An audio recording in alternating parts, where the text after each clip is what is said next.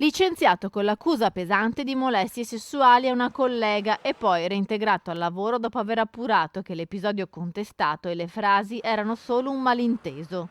Questo quanto capitato ad un dipendente di un'azienda che si occupa di forniture di gas a Padova, che a marzo era stato licenziato per giusta causa. L'uomo era stato accusato da un'addetta alla vigilanza della stessa azienda di averle rivolto frasi sexy e apprezzamenti sul décolleté.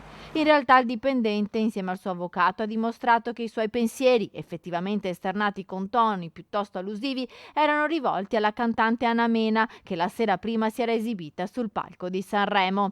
L'episodio infatti è avvenuto il 9 febbraio e anche l'addetta alla vigilanza, che si era sentita offesa dalle frasi sessiste, aveva ammesso che il tema della discussione era la giovane cantante spagnola. Tuttavia si era rivolta ai vertici dell'azienda e poco dopo l'uomo era stato licenziato per molestie sessuali. Il dipendente si è rivolto così al giudice del lavoro che, dopo aver fatto chiarezza sulla vicenda, ha disposto che l'uomo sia reintegrato al lavoro. La società dovrà anche pagare le mensilità non retribuite nei mesi del licenziamento e coprire le spese legali sostenute.